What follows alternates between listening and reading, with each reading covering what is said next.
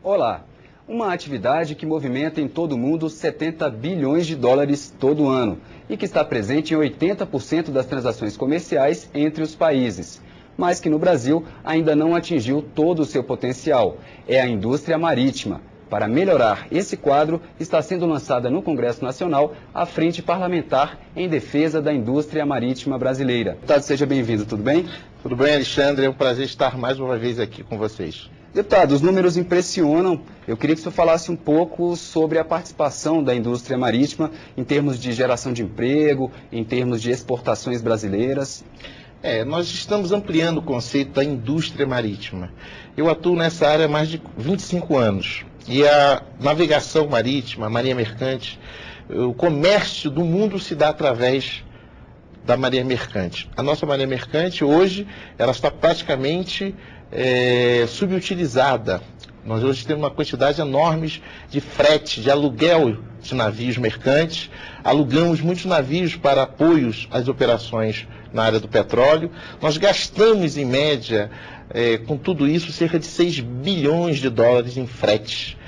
A nossa construção naval, ela já foi a segunda maior do mundo. Já empregou 40 mil diretamente e cerca de uns 150, 200 mil indiretamente.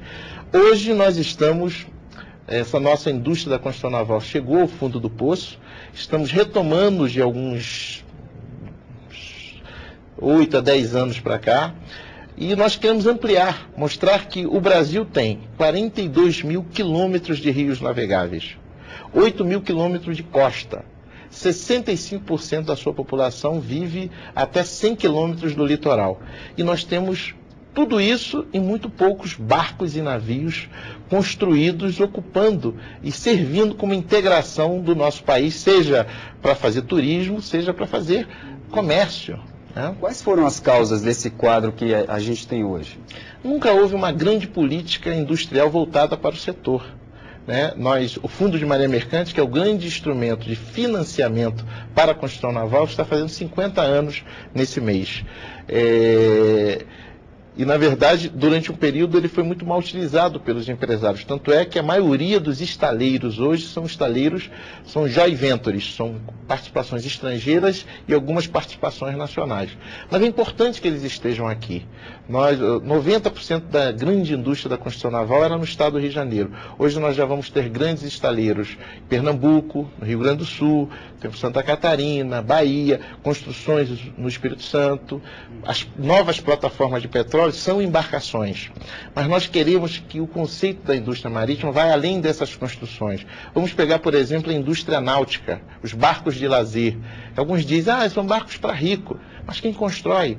Cada barco daquele é feito artesanalmente por cerca de 7 a 9 profissionais. E depois, quando eles entram em operação, quando eles são utilizados pelos seus donos, ainda empregam entre marinheiros e apoiadores ali mais umas 5 pessoas formalmente. E ainda fomenta o turismo, né? Fomenta o turismo. Nós temos a indústria da pesca, aqui no Brasil, então, praticamente barcos preparados com tecnologia para pesca praticamente não existem, são muito poucos. Os que estão aqui são estrangeiros. Nós temos que arrumar formas de financiar e apoiar o pescador artesanal que vive da pesca por subsistência, mas também você ter barcos preparados para fazer a indústria da pesca, que com certeza aquece a economia e vai atender uma demanda muito grande, não só no país, como fora também. E quais seriam os grandes gargalos desse setor? Por exemplo, falta pessoal qualificado para trabalhar nessa indústria marítima?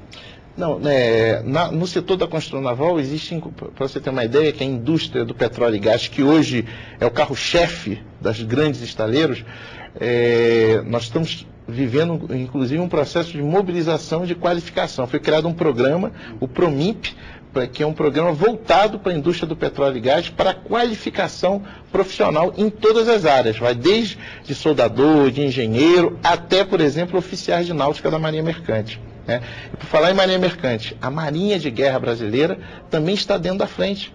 A defesa naval, a defesa naval, por quê?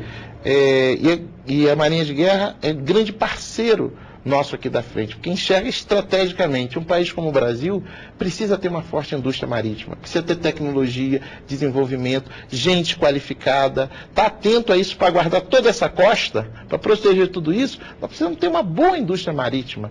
Então a Marinha, que também tem seus problemas, na área de orçamento, nós temos um arsenal da Marinha que fabrica navios, né, utilizados pela Marinha, pela esquadra, e submarinos. Nós precisamos, por exemplo, construir um submarino nuclear, que é hoje o submarino utilizado pelos grandes países, porque tem um potencial de navegação dentro do submerso enorme. O nosso submarino, hoje, os submarinos tradicionais não tem.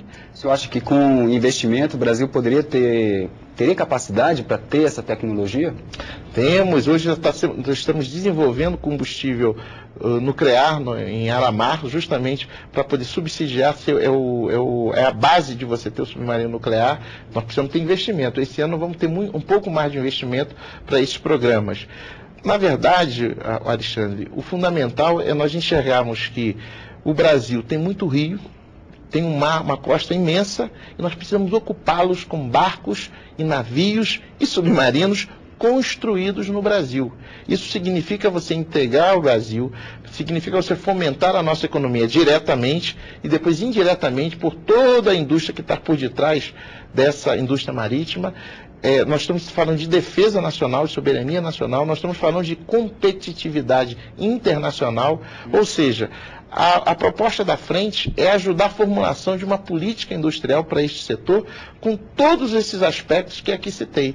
Então, na verdade, nunca se tocou nessa questão, ou, para ser um pouco mais justo, todas as vezes em que isso foi formulado, sempre foi de forma picada, ou focado um aqui e outro setor ali. Nós precisamos tratar isso como um grande projeto de indústria e de desenvolvimento para o nosso país. E vamos aproveitar que ela está no processo de retomada, que nós temos uma boa parceria com o governo Lula, há um grande investimento no setor da indústria de petróleo e gás.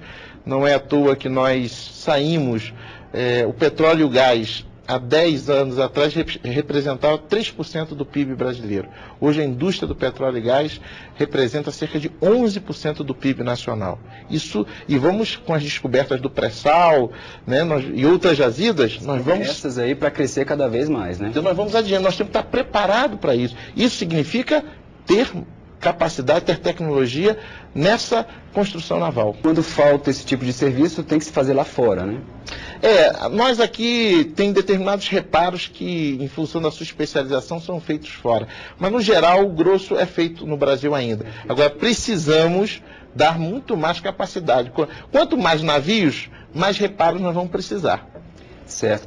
Deputado, um outro problema que sempre se fala quando se fala da indústria marítima é a questão do financiamento, né? A cobrança de garantias excessivas aos estaleiros para que eles funcionem. Eu queria que o senhor comentasse um pouco o quadro que a gente tem hoje.